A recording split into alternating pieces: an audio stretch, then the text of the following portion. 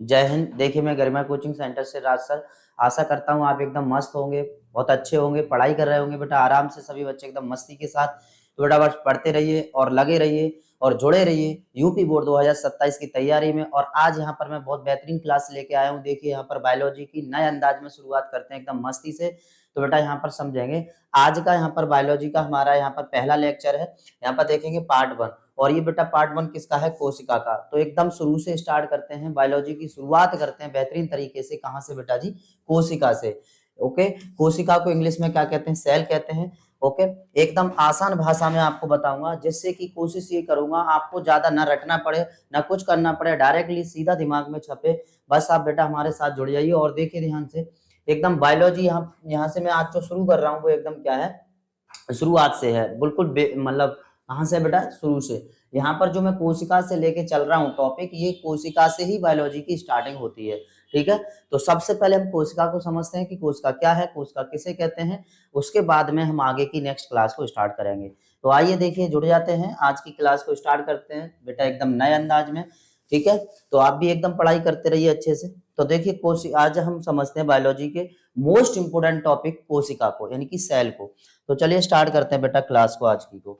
Okay, यहाँ पर याद रखेंगे सभी बच्चे।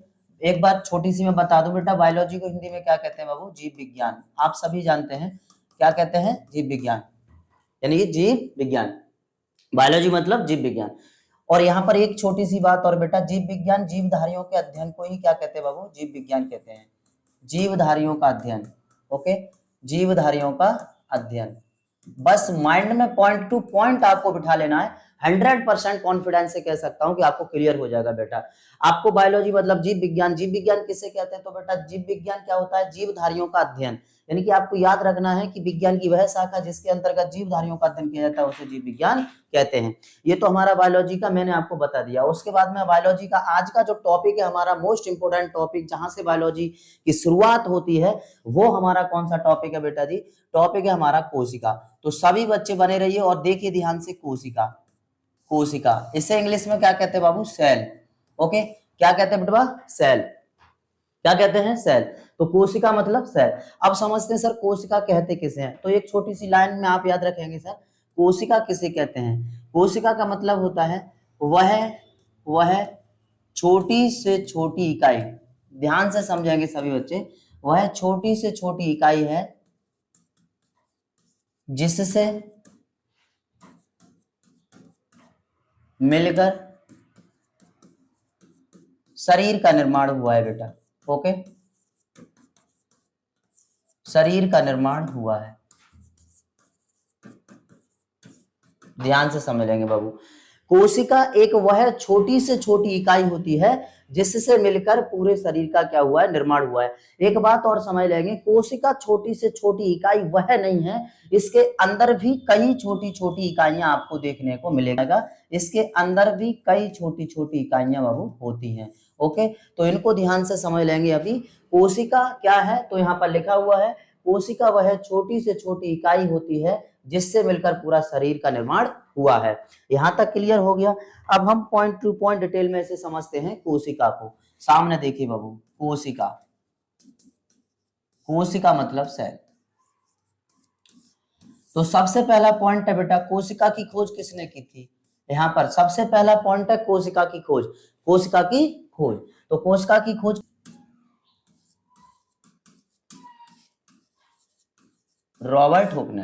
तो याद रखेंगे कोशिका की खोज किसने की थी बाबू? रॉबर्ट हुक ने। किसने? तो रॉबर्ट हुक ने। आप 1 से 5 बार माइंड में दोहराइए, आपको 100% याद हो जाएगा।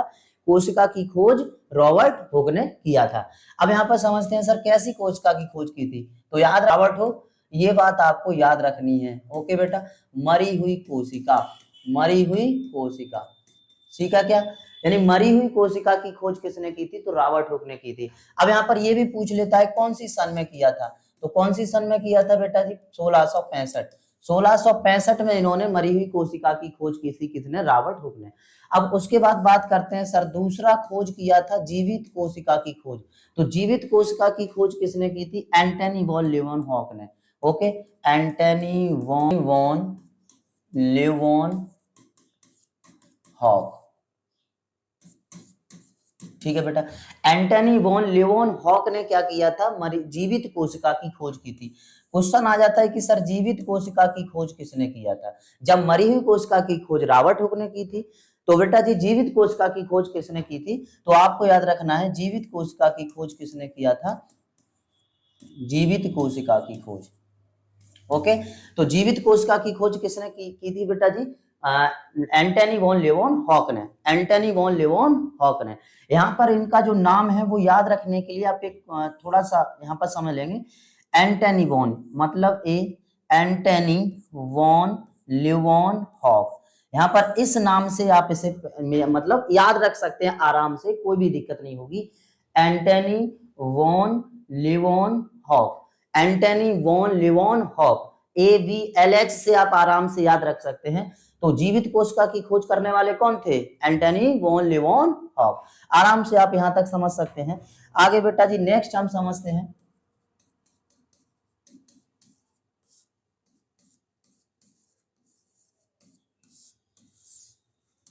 नेक्स्ट है बेटा, पूछ लेता है कि सबसे छोटी कोशिका, सबसे छोटी कोशिका, सबसे छोटी कोशिका, सबसे छोटी कोशिका। तो बेटा आपको याद रखना है सबसे छोटी कोशिका किसमें पाई जाती है, तो माइकोप्लाज्मा में। बेटा ये माइकोप्लाज्मा जो होता है ये एक जीव होता है, ओके, जिसमें क्या पाई जाती है, सबसे छोटी कोशिका पाई जाती है, माइकोप्लाज्मा, माइकोप्लाज्मा। क्या यहां तक समझ में आ गया बाबू, सबसे छोटी कोशिका तो माइकोप्लाज्मा, सबसे छोटी कोशिका माइकोप्लाज्मा। अगर पूछता है बेटा सबसे बड़ी कोशिका, सबसे बड़ी कोशिका, ध्यान से समझेंगे, सबसे बड़ी कोशिका, सबसे बड़ी कोशिका तो किसमें पाई जाएगी बाबू, सबसे बड़ी कोशिका, सबसे बड़ी कोशिका शुतुरमुर्ग का अंडा, शुतुरमुर्ग के अंडे में।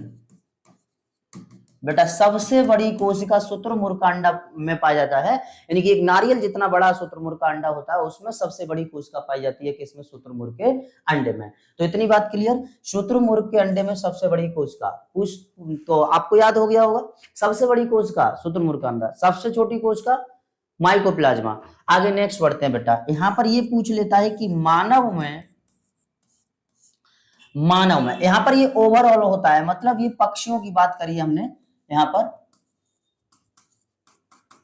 पक्षियों की, ओके। ओवरऑल, ओवरऑल में सबसे छोटी कोशिका माइकोप्लाज्मा, और ओवरऑल में सबसे बड़ी कोशिका किसमें, शुतुरमुर्ग के अंडे में। बेटा मानव में, मानव में, मानव में ध्यान से समझेंगे,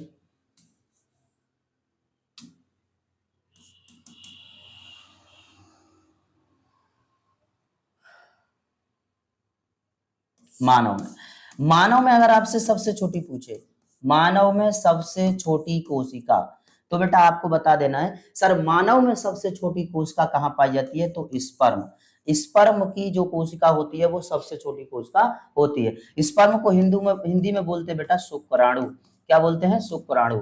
ये शुक्राणु के बारे में मैं डिटेल डिस्कस करूंगा एक नेक्स्ट वीडियो में, शुक्राणु और अंडाणु के बारे में, यानी कि मानव से रिलेटेड, तो वहां पर आप जाके देख लेंगे। अभी फिलहाल यहाँ पर ये समझेंगे कि मानव में सबसे छोटी कोशिका कौन सी होती है, स्पर्म मतलब शुक्राणु, ओके। और मानव, मानव में सबसे बड़ी कोशिका, मानव में सबसे बड़ी कोशिका तो क्या होगा, ओवम, ओवम मतलब अंडाणु, ओके, अंडाणु। तो सब बच्चों को समझ में आ गया होगा, यहाँ पर सबसे बड़ी कोशिका मानव में अंडाणु, सबसे छोटी कोशिका मानव में शुक्राणु। यहाँ पर अंडाणु शुक्राणु के बारे में मैं डिटेल डिस्कस करूंगा नेक्स्ट वीडियो में। अभी फिलहाल यहाँ पर हम सबसे बड़ी सबसे छोटी कोशिका के बारे में बात कर रहे हैं, तो इनको आप लोगों को ध्यान से समझना है। अब बेटा नेक्स्ट पॉइंट आता है हमारा सबसे लंबी कोशिका, देखिए ध्यान से, मानव में सबसे बड़ी और सबसे छोटी कोशिका की हमने बात कर ली, लेकिन नेक्स्ट आता है यहाँ पर सबसे लंबी कोशिका मानव में कहां पर पाई जाती है। तो बेटा नेक्स्ट देखेंगे सबसे लंबी कोशिका, सबसे लंबी कोशिका,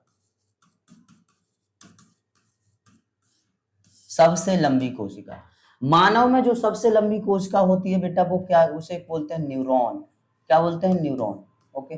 तो याद रखना है, मानव में सबसे लंबी कोशिका न्यूरॉन होती है, जिसे न्यूरॉन सेल बोलते हैं। आपको आगे बेटा जी मैं इसमें डिस्कस करूंगा न्यूरॉन किसका सेल है। अभी यहाँ पर मैं आपको बता दे रहा हूँ, ये कि जो न्यूरॉन है बेटा वो ब्रेन का पार्ट है, ब्रेन का, यानी कि ब्रेन दो सेल से मिलकर बना है। कितने सेल से? 2 सेल से। एक बेटा न्यूरॉन सेल और एक गीलियल सेल। ध्यान से सुनना, एक न्यूरॉन सेल और एक गैलियल सेल। बेटा यहाँ पर ब्रेन 2 सेल से मिलकर बना है, न्यूरॉन सेल और बेटा जी गैलियल सेल। ठीक है, तो न्यूरॉन जो है वो सबसे लंबी मानव में क्या होती है? कोशिका होती है। आगे न्यूरॉन और गैलियल और ब्रेन के बारे में फुल डिटेल डिस्कस करेंगे। अभी फिलहाल हम यहाँ पर कोशिका से रिलेटेड समझ रहे हैं, तो इसे आप समझते रहेंगे और बने रहेंगे बेटा। अब देखिए नेक्स्ट यहाँ पर समझ लेते हैं कि जो कोशिका है बाबू, कोशिका का सिद्धांत किसने दिया था? ध्यान से समझेंगे। कोशिका का सिद्धांत, नजर सामने होनी चाहिए सभी बच्चों की। कोशिका मतलब सेल। तो बेटा कोशिका का सिद्धांत किसने दिया था? कोशिका का सिद्धांत, तो कोशिका का सिद्धांत किसने दिया था? सिलाइडन एवं स्वान ने। बेटा सिलाइडन एवं स्वान ये 2 वैज्ञानिक थे।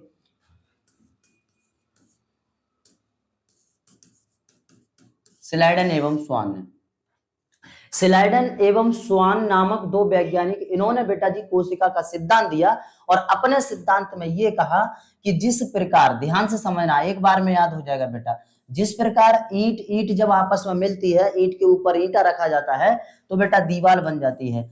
जिस प्रकार ईंट से ईंट मिलकर क्या बन जाती है? दीवार। ध्यान से समझोगे, जिस प्रकार ईंट से ईंट मिलकर बेटा जी दीवार बन जाती है, और दीवार से दीवार जैसे मिलती है वैसे ही कमरा बन जाता है, और कमरा से कमरा जैसे ही मिलता है बेटा फिर क्या बन जाता है? घर बन जाता है। ध्यान से समझेंगे सभी बाबू, क्या बन जाता है? घर।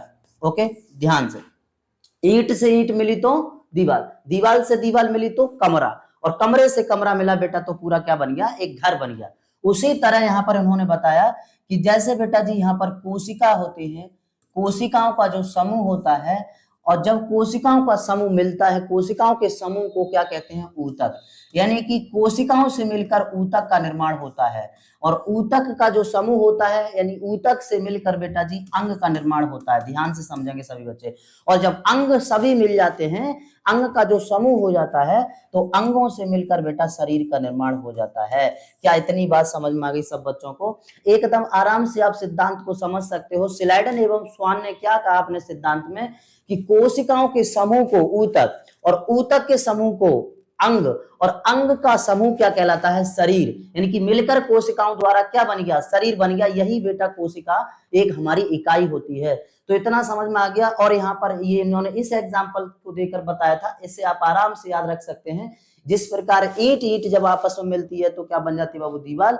और दीवार आपस में जुड़ती है तो बन जाता है कमरा, और जब कमरा आपस में जुड़ जाते हैं, कई सारे कमरे हो जाते हैं तो पूरा एक घर बन जाता है। उसी तरह बेटा यहाँ पर उन्होंने बताया कोशिकाओं का जब समूह होता है, मतलब कोशिका जब आपस में मिलती है तो कोशिकाओं के मिलने से ऊतक, और ऊतक से मिलने से अंग, और अंगों के मिलने से बन जाता है शरीर। इनका सिद्धांत आपको आराम से समझ में आ गया होगा।